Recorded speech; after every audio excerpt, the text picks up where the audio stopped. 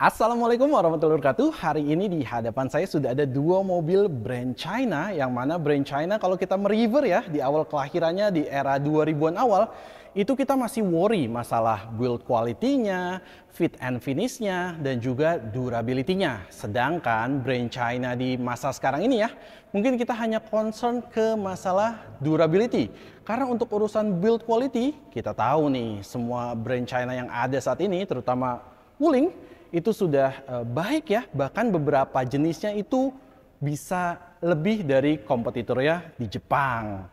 Nah, kalau misalkan masalah durability, dua mobil di hadapan saya ini ya, baik yang sebelah kiri maupun kanan, ini hadirnya sudah cukup lama di Indonesia. Yang kiri 2017, yang kanan ini 2018, sedangkan improvement 2019 hanya mengganti mesinnya jadi turbo seperti yang sekarang ini. Jadi mungkin durability-nya harusnya sudah worryless ya. Dan dua mobil ini berada di rentan harga yang sama, harganya 200 jutaan. Jadi kalau kalian cari mobil mudik ya, pengen mobil baru dan dapetin suasana baru untuk mudik tahun 2023, dua mobil ini bisa dipertimbangkan banget. Langsung aja kita bahas di video kali ini.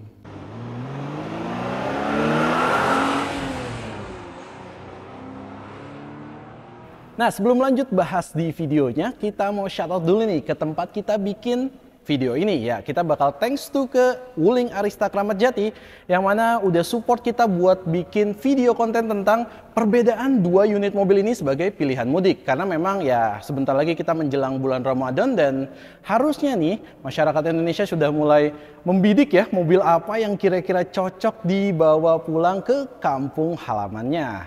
Nah, langsung aja kita bakal bahas tentang spesifik dari perbedaan dua mobil ini. Apa aja yang kalian dapetin ketika kalian pilih mobil 200 jutaan di Wuling. Nah, kita bakal bahas yang pertama mulai dari si Cortez S ini. Harganya yang saya tadi bilang, ini 200 jutaan dimulai dari 254.500 untuk tipe yang manual.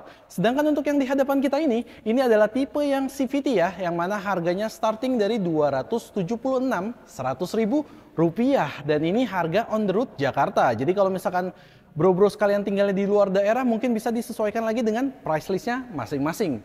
Dan untuk fitur ya di hadapan kita ini kita bakal bahas satu-satu mulai dari perlampuan.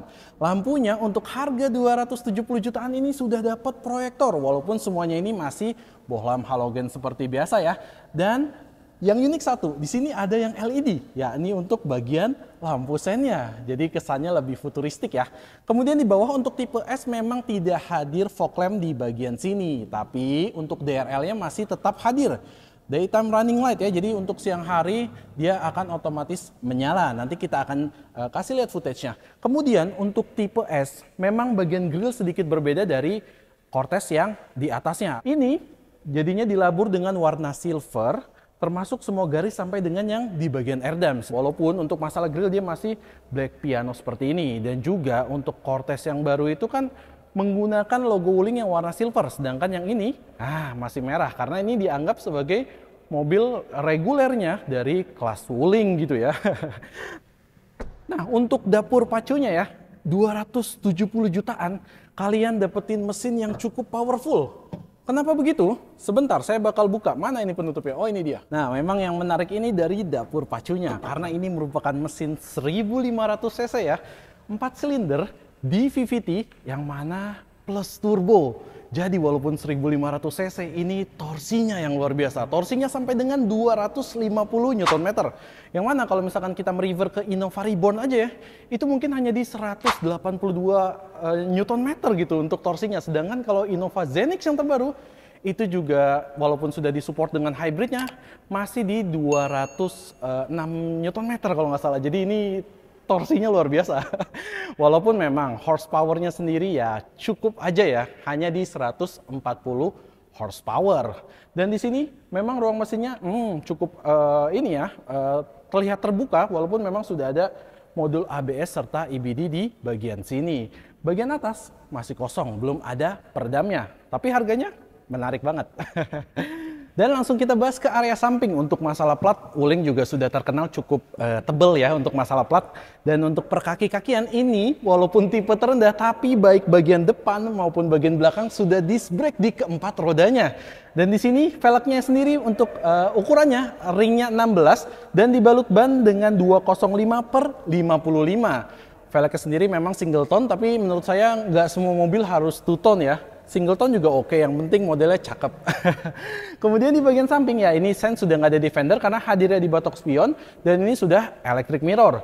Ke bagian samping, lihat nih, ini yang menarik dari sebuah Wuling Cortez karena ini MPV ya. Menurut saya kaca yang super lebar seperti ini sangat cocok untuk di sebuah mobil keluarga. Karena visibilitas kita jadi enak, apalagi kalau kita jalan-jalan dengan anak-anak kita gitu ya. Untuk memandang pemandangan di luar sangat nyaman. Dan untuk pilar sendiri ini sudah di blackout ya, jadi warnanya hitam dan di atas lengkap dengan roof rail.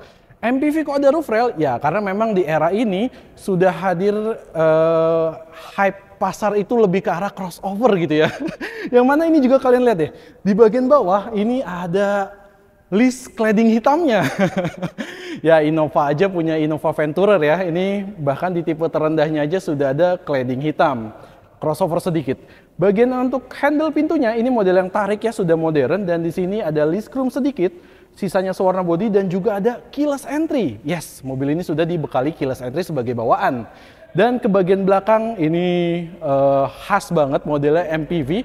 Dari samping benar-benar terlihat ini sebuah MPV-nya dan cukup besar untuk di kelasnya. Nah, langsung kita bahas di bagian belakang. Pertama di bagian atas ya, ini ada antena yang model short pull, kemudian di sini ada spoiler bawaan yang lengkap dengan third black stop lamp-nya, yang mana di sini LED ya. Dan di bagian jendela sayangnya di sini belum ada line defogger-nya, walaupun masih lengkap dengan ya ada wiper yang lengkap dengan cover yang tertutup seperti ini. Di bagian bawah ada logo Wuling-nya yang masih warna merah karena ini varian regulernya ya. Perlampuan belakang sama dengan di depan, yang LED itu hanya ada di bagian lampu sen aja. Sisanya bohlam halogen biasa semua. Dan di situ ada tulisan Wuling, di sini ada tulisan Cortez dengan ya emblem turbo yang warnanya merah. Menarik banget. Kemudian ke bagian bawah bempernya sebagai standar bawaan ternyata belum ada sensor parkingnya ya. Walaupun begitu untuk tipe yang CVT sudah ada rear kameranya, jadi udah ada kamera parkirnya. Kalau tipe manual memang nggak dilengkapi.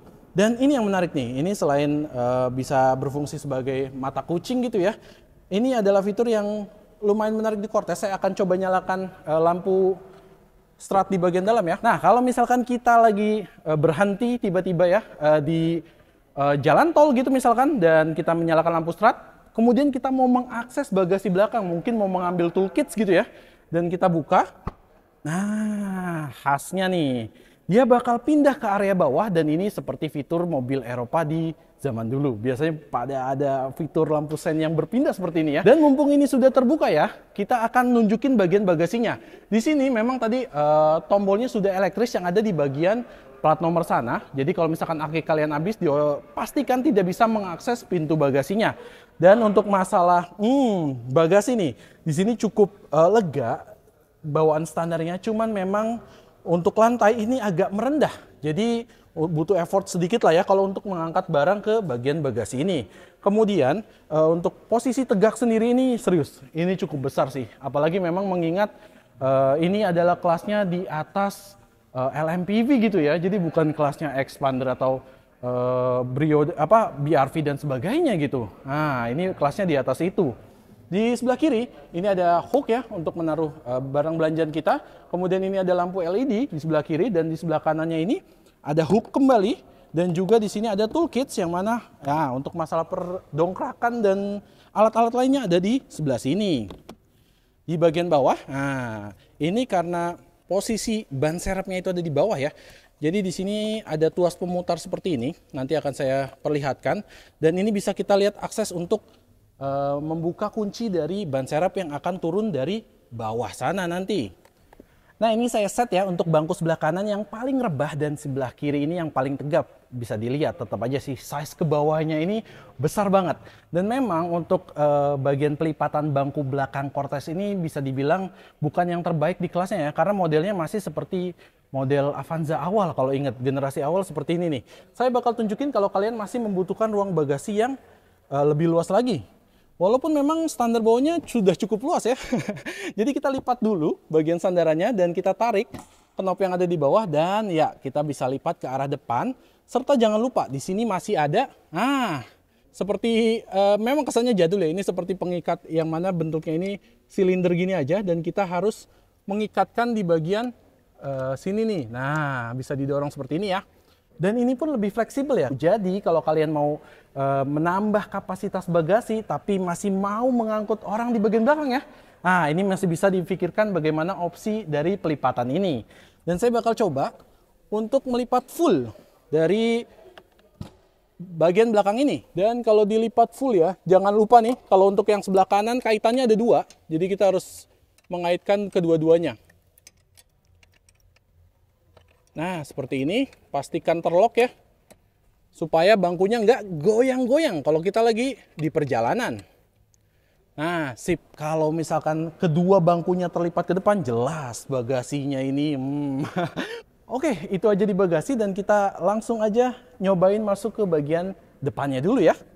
Nah, saya mau nunjukin dulu fitur yang hampir sama ada di setiap Wuling ya. Kita tinggal tekan aja tombol unlock di sini dan tahan, kemudian semua jendela akan turun secara otomatis.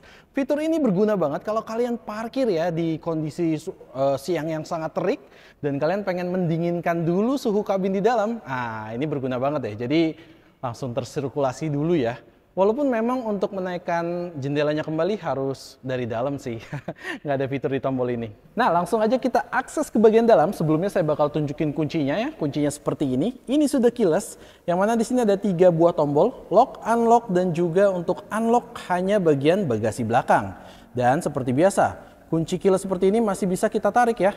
Dan kita keluarkan gagang kuncinya seperti ini. Dan di sini sudah ada tombolnya. Langsung aja kita tekan sekali dan kita akses untuk melihat bagian door trim seperti biasa. Nah, untuk door trim sendiri memang dominannya hard plastik tentunya ya. Ya 270 juta gitu kan. Dan ini masih ada panel soft touch yang mana bagian ini tersentuh dengan tangan kita langsung, yakni di bagian handrest di sini. Ini panelnya kulit senada dengan pelapis jok yang ada di dalam. Kemudian di sini lengkap ada tweeternya, padahal ini tipe terendahnya ya. Dan di sini untuk handle warnanya satin chrome seperti ini ya. Chrome-nya sih sebenarnya bukan satin tapi agak lebih terang. Dan di bagian bawah ada untuk pengatur electric mirror ya, walaupun belum electric retract. Dan juga di sini ada tombol pengunci pintunya. Power window yang mana auto hanya di sisi driver dan juga di sini ada untuk pengunci jendelanya. Dan di sini manis ya, ada ornamen chrome gitu, jadi kesannya lebih mewah. Di bagian bawah di sini ada speakernya serta 1 buah cup holder dan juga side pocket yang cukup aja nih ukurannya. Nah, kemudian kita beralih ke area samping sedikit ya, mumpung terbuka. Di sini masih berlanjut ornamen yang persis seperti yang ada di door trim karena lanjut ya mengelilingi sekeliling dashboardnya. Dan di sini untuk model kisi AC-nya manis aja dengan lingkaran berwarna silver seperti ini senada dengan hand grip di bagian sana. Dan untuk buka tutupnya ini terpisah ya, modelnya putar seperti ini nih. Nah, yang bisa kita akses seperti ini. Beralih ke bagian bawah, nah di sini ada 2 buah dummy tombol dan juga di sini ada untuk mematikan AC double blower di bagian belakang. Jadi kalau misalkan nggak ada penumpang, kita nggak repot-repot mengakses ke belakang ya. Kemudian di sebelahnya ada headlamp leveling. Ya ini dulu sebenarnya biasa di mobil Eropa juga ya yang rata-rata ada, tapi sekarang sampai ke brand Jepang dan China juga ada. Di bagian bawahnya ini ada 2 buah penyimpanan kartu ya, card holder, dan di sini ada kompartemen lagi untuk menyimpan barang ya, yang mungkin bisa menyimpan koin, dan di sini untuk membuka kap mesin, kap bensinnya, dan juga itu aja di bagian samping sini.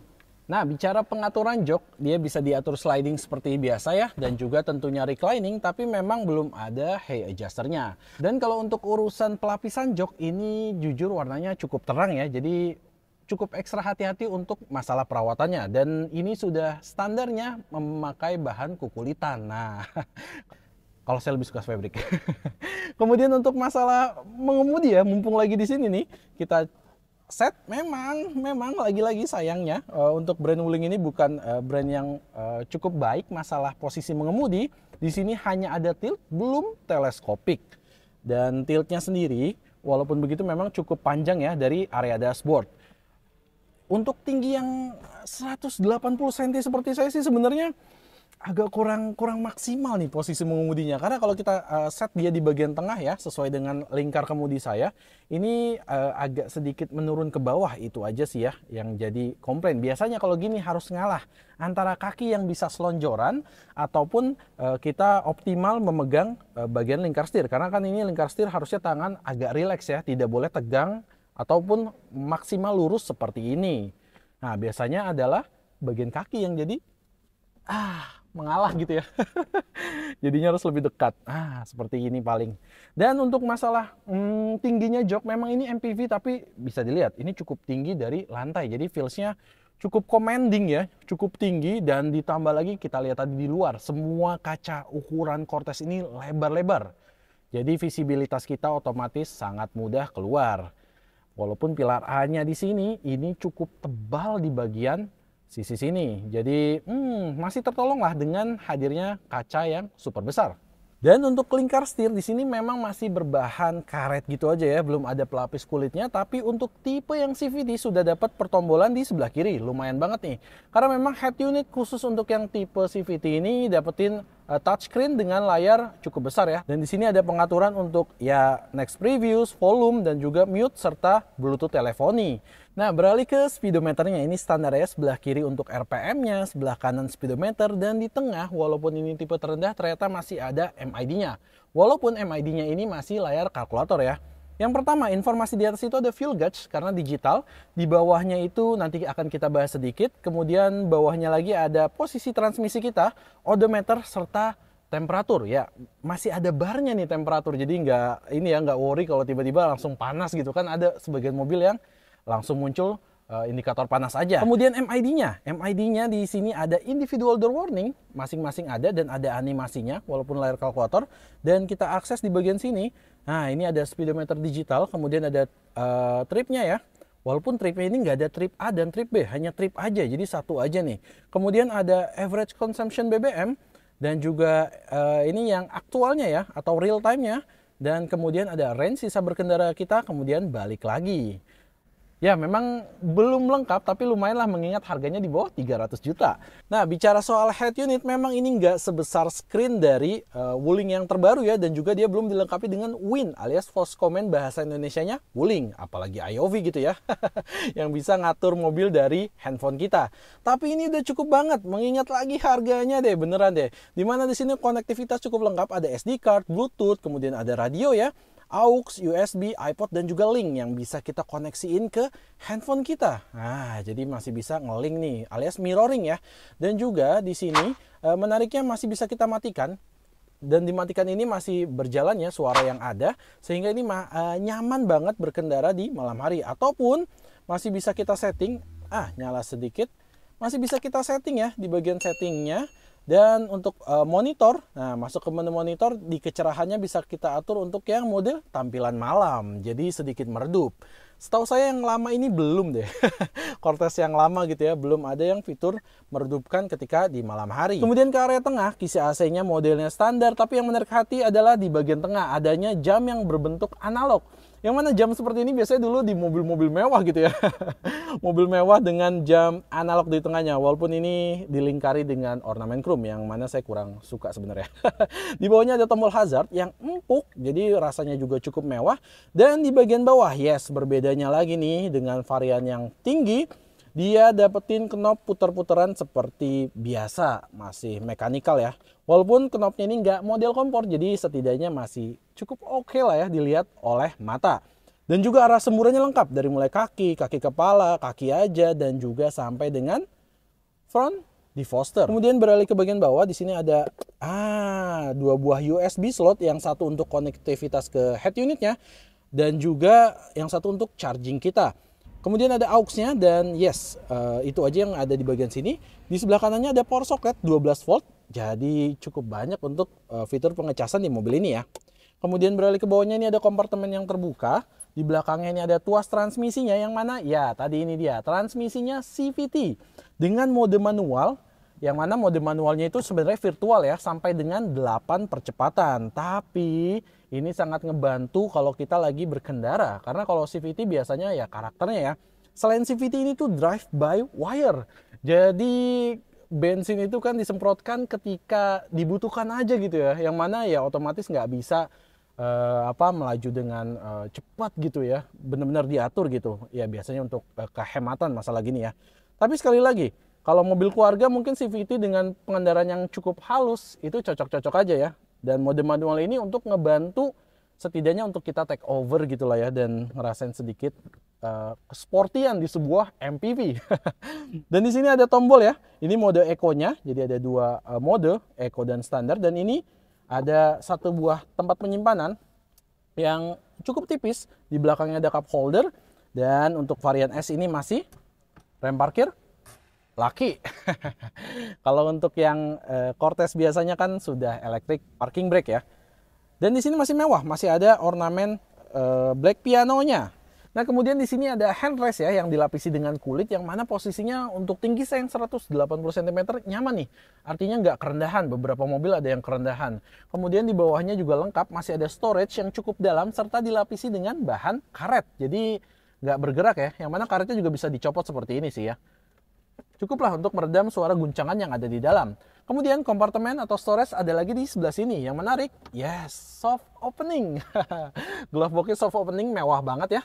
Dan juga untuk masalah fitur safety, selain tadi ABS, EBD, di sini juga masih ada airbag. Walaupun hanya ada dua ya, yang ada di sisi pengemudi dan yang satu lagi di sisi penumpang bagian depan. Kalau mau dapetin airbag yang lengkap ya harus 300 juta up sih ya. Nah, kemudian di bagian seat belt ini rapi ya, menyatu dengan pilar A-nya dan juga masih bisa di-adjust, jadi cukup fleksibel. Di bagian atas sayangnya hand grip semuanya model fix walaupun lengkap dengan gantungan untuk hanger kita sampai dengan sisi baris kedua, sedangkan baris ketiganya nanti udah nggak ada. Kemudian untuk sun visor, ya sun visornya lengkap dengan vanity mirror walaupun belum ada lampunya yang sisi kiri ya. Dan juga di bagian tengah ini ada lampu kabin yang biasa, bohlam halogen. Spion tengah sudah day and night view, dan ini uniknya modelnya sih agak melebar ke atas ya. Jadi cukup besar untuk model spion tengahnya. Di bagian sini nggak ada vanity mirrornya sama sekali, dan juga nggak ada untuk menyelipkan kartu e-tol kita. Oh, ada di sini ternyata nih di bagian luarnya ya. Nah, langsung aja kita masuk ke baris keduanya, dan ini posisi depan sudah saya set sesuai dengan posisi mengemudi saya yang terbaik di mobil ini ya. Dan ya bisa dilihat ini ruang kakinya memang kelihatannya mepet, tapi ini nggak mentok sama sekali, dan kaki kita di bawah ini masih bisa masuk ke area dalam bawah jok di pengemudi depan ya. Dan untuk urusan headroom bisa dilihat ini hampir 6 jari loh, jadi lega banget di bagian belakang.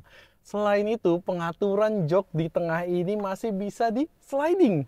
Jadi kalau di sliding paling mundur, ternyata kita dapetin ruang kaki yang super besar.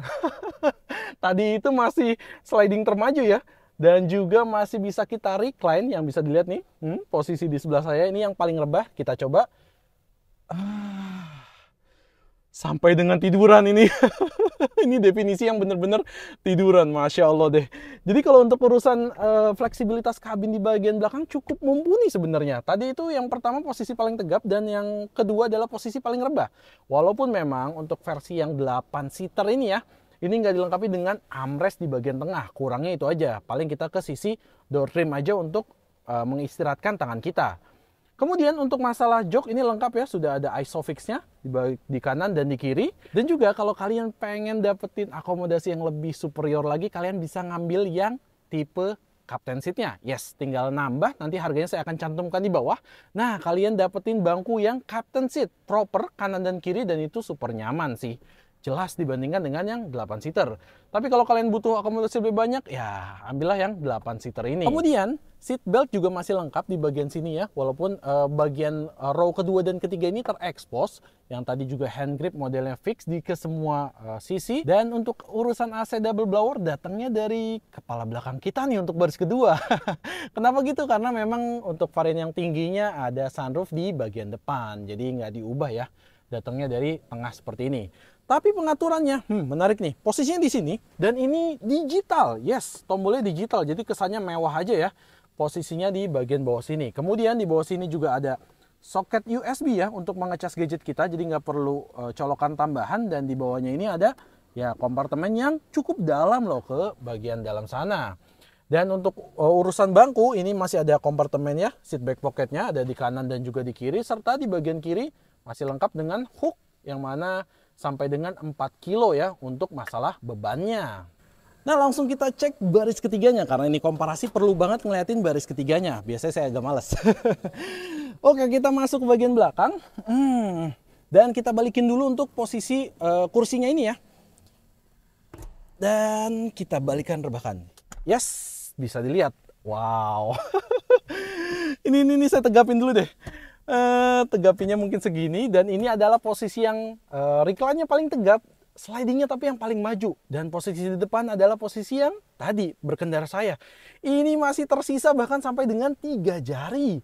Jadi memang kalau untuk masalah akomodasi kelegaan kabin ini juara sih. Apalagi ini mengingat harganya tadi ya di bawah 300 juta. Kaki juga masih bisa masuk ke depan. Dan untuk sanggaan jok di bagian belakang ini memang ya tidak tersangga secara optimal. Artinya ini cenderung rata, tapi masih cukup nyaman lah ini untuk keluar kota.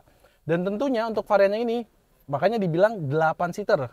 Headrestnya juga lengkap sampai dengan ketiga sisi jok penumpangnya ya, termasuk di depan. Jadinya 2, 3, plus 3, 8 penumpang. Dan kalaupun misalkan di bagian belakang ini kalian mau rebahkan ya, nah ini masih bisa banget bikin nyaman sampai dengan seperti ini. Walaupun kalau tinggi saya segini tadi agak tricky, hampir menyentuh dengan ini ya. Ini pun masih tersisa ya sekitar 4 jari, masih cukup lega. Kalau misalkan tadi posisi berdiri, ini masih tersisa memang agak mepet, 2-3 jari saja.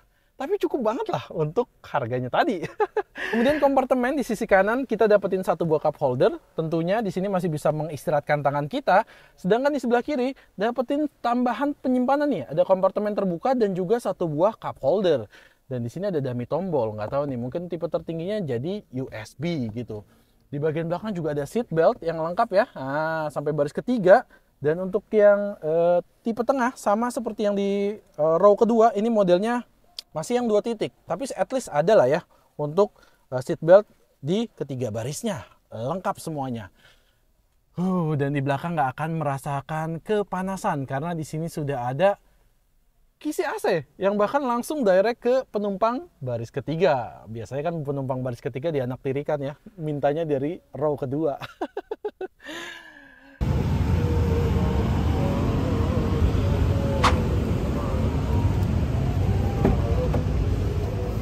Nah, kalau yang unit Cortez-nya ini sesuai dengan yang ada di dalam nih. Terlebih warnanya juga sama ya. Kita coba dulu. Nah, kalau Cortez jujur sih, nah ini lucu ya. Untuk seat beltnya ini seperti di Alphest kemarin nih. Jadi memang bawahnya dari Cortez sudah seperti ini. Agak beda gitu untuk bagian bandul depannya itu. Dan kita nyalakan, ini sudah start stop engine button ya. Suaranya halus. Dan posisi mengemudi di sini jauh lebih enak karena defaultnya nggak terlalu tinggi ya, karena saya nggak begitu suka yang commanding kayak tadi, apalagi ini MPV sebenarnya kan. Dan sama ini hanya ada tilt. Nah, kita nyalakan AC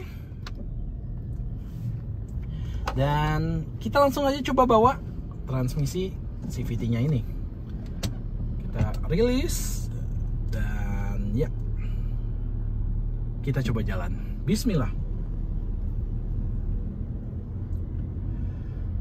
Wah, mungkin ya terlebih karena front wheel drive-nya, saya sih jujur kalau disuruh milih, saya lebih milih ini. Maksudnya dengan harga 200 jutaan mungkin Cortez ini sudah cukup nyaman, bahkan nyaman sih saya bilang. Bantingannya juga lembut ya.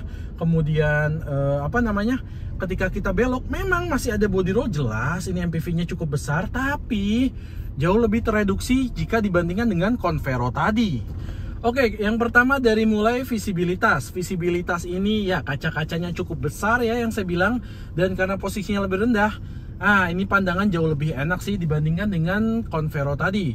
Selain itu posisinya juga jauh lebih nyaman ya jika dibandingkan dengan Convero tadi. Ini walaupun belum yang terbaik masalah posisi mengemudi, tapi ini lebih baik dari Convero tadi.